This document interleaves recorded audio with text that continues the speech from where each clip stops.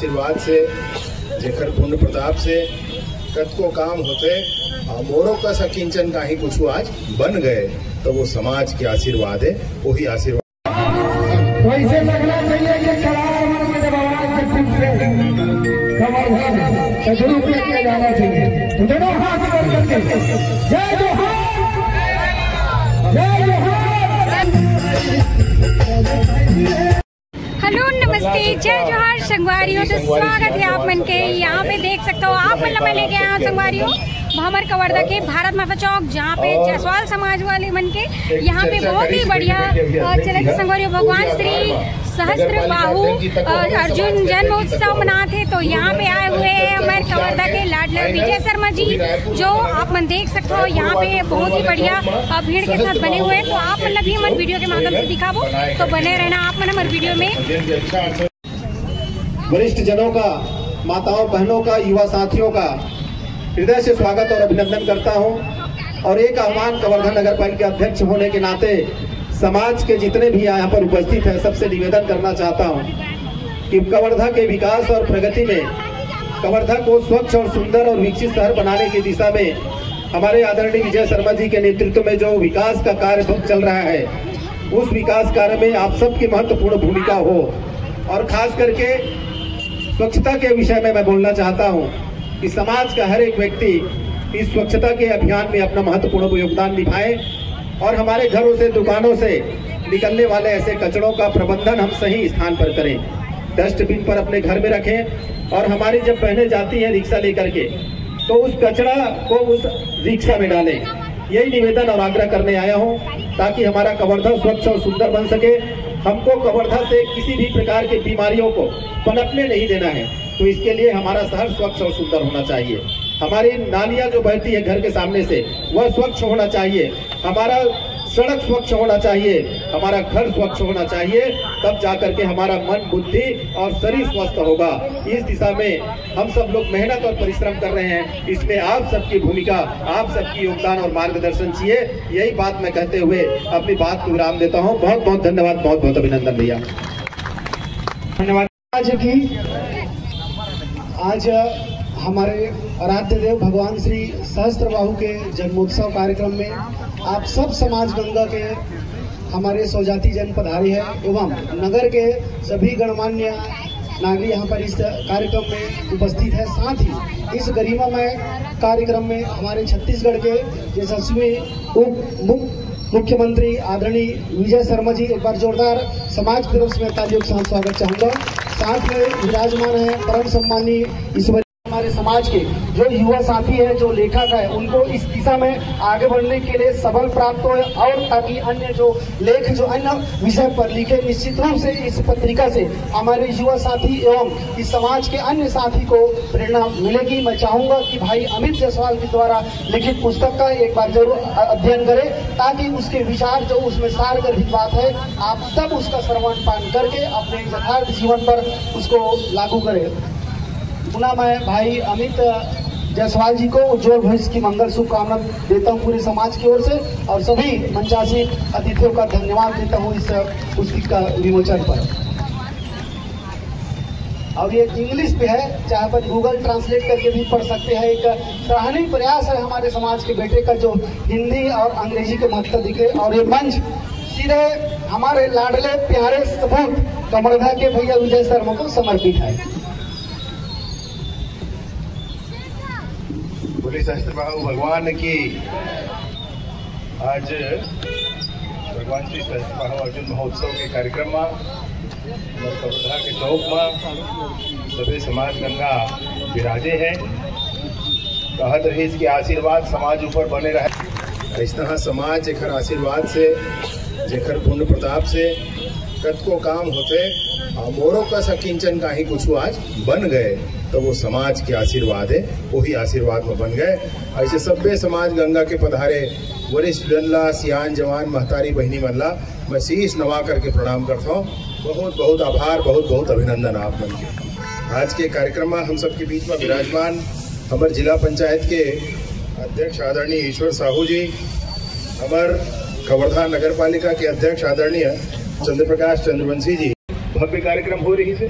अवधि अभी आज फिर एक साथ जयंती के अवसर में जुड़े तो समाज संगठित हुआ थे, समाज आगू बढ़त है। अगर एक रास्ता है कि समाज के लइकन मन बने पढ़त, नौजवान लइकन, लड़की लड़का दोनों जन के, युवक युवती दोनों जन के बने पढ़ाई चलत है, बने सिलेक्शन हुआ थे, बने बने चीज में यही समाज की उन्नति के आधार हवे। में कब को समाज के कार्यक्रम मगे हो और सब समाज के कार्यक्रम के बाद से जिन बोला एक रस निचोड़ जिन समझ में आते थे यही जाए और वो बार आप चिंता तक करत, ये बहुत बड़ी बात है। आज के जयंती के अवसर में बड़े सुनील जी के जोरदार कार्यक्रम भी आए हैं और आप सब जन कार्यक्रम के भी आनंद उठाए हो। बेरा सांझ हुआ थे और समापन के पूर्णता के बेरा भी हवे। मैं पुनः आप सब जन प्रणाम करत हुए, समस्त मंच के पुनः अभिनंदन करत हुए, समाज गंगा विराजे है ओकर अभिनंदन करत हुए अपन बात को समाप्त करता हूँ। बहुत बहुत धन्यवाद।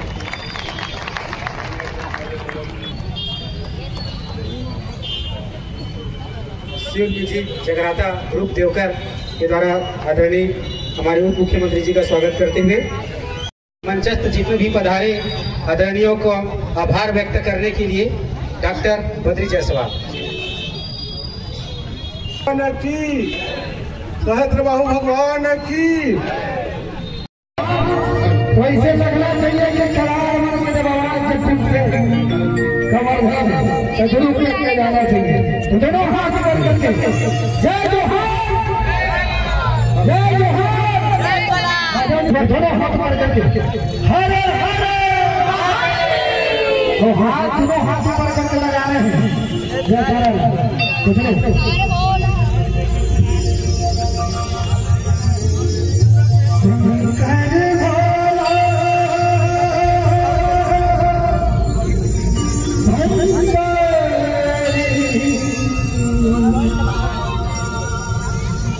Yeah.